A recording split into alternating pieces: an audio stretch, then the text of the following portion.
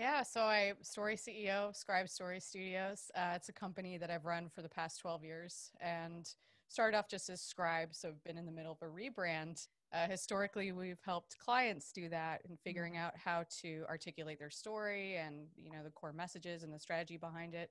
And it's not only the story of their company or brand or product for that matter, but what is the story they're telling themselves. So a lot of it's combining storytelling and coaching and consulting. It's like this hybrid approach and pulling that out of people because I believe you have the answers. They're already in you. It's my job is to just guide you to, like a Sherpa, get it out, get the right story out for the audience you're trying to attract. So I help largely, it's all small businesses, largely female-owned businesses, really find their story, own it, and scream it to the world. So I believe that your story is really the foundation of your entire brand. And once you have that nailed down, it makes everything so much easier. The content you write and put out into the world, website copy, your visuals. So I really help people find that story and then translate it into their brand. My name is Maggie. I'm the owner of Be Understood Branding. I am a brand strategist on a mission to kick brand vagueness or vagueness in general in the dick. I work mostly with service-based businesses because I find service-based businesses have a lot of heart and a lot of uniqueness and have the most trouble expressing that.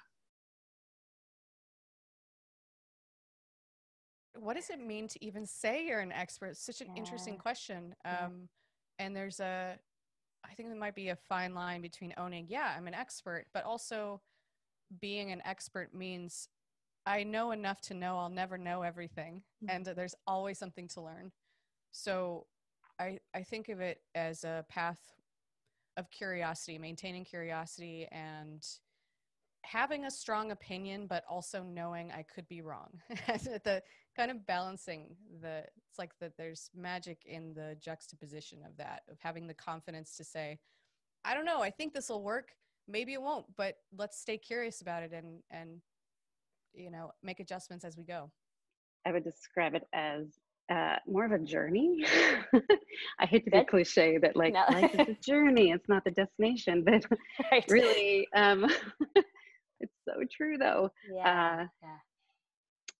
If you had asked me 20 years ago, I wouldn't have said I'd be doing what I did now, but I think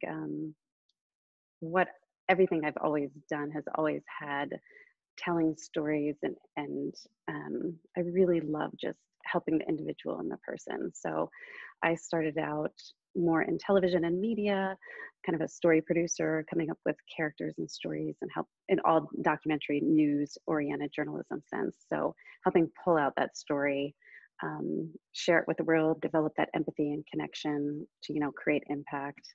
And over the years and as I grow older and I was a small business owner myself and had young kids myself, I think our values and our priorities shift and really passionate about helping women business owners.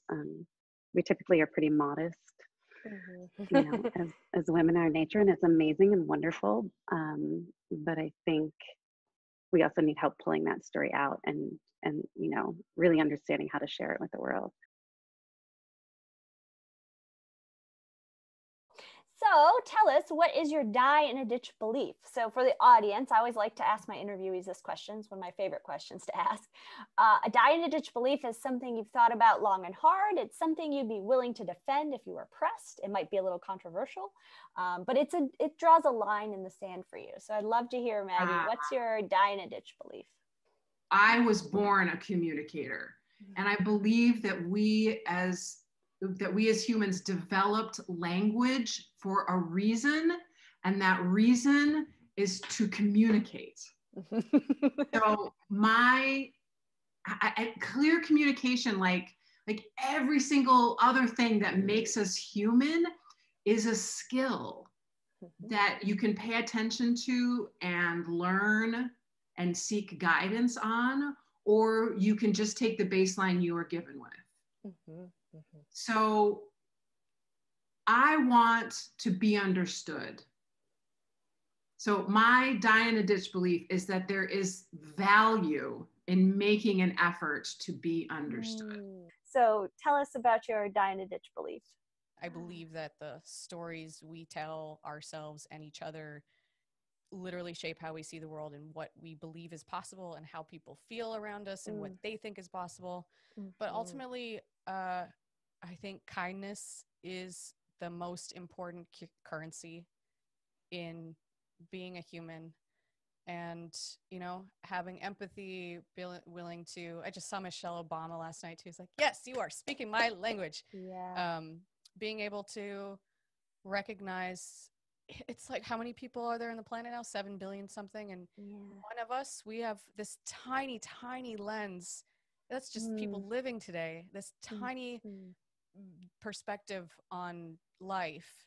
And if we're open, if we're kind with ourselves and with each other, we realize we just have so much more to learn from each other and to help nurture and support each other as we go through life, which can be hard as fuck.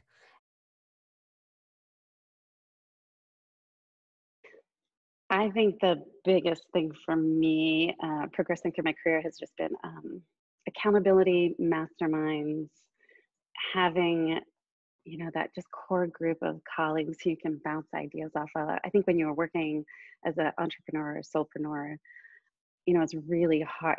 You want that feedback. You want that outside, kind of like what we were just talking about. You want that outside perspective. And that's what I've found so invaluable is, you know, also having the accountability group or mastermind group, just being like, stop being a perfectionist. Don't, you know, stop, you know, I'm on your hand, you're on your hamster wheel trying to make it perfect. Just do it. Just put it out there. And I think to own your expertise, you know, I think that's really like the crux of it. You just need to put yourself out there. There are, as I'm sure is the case with the work that you do, there are certain tools. So if we were gardeners, we would have a set of tools that we could use. Would those tools guarantee a beautiful garden? No. But if we understood how to use them, if we understood a few things about the rules around what the eye is drawn to, so there's rules and then there's tools. The human brain, most human brains operate in much of this the same way. So that combined with specific questions that I've developed are how I attempt to help people be understood. So I'm going to explain to you how the human brain works. I'm going to give you a sequence of exercises. And in the end, you will have something beautiful. That's yours. That's you.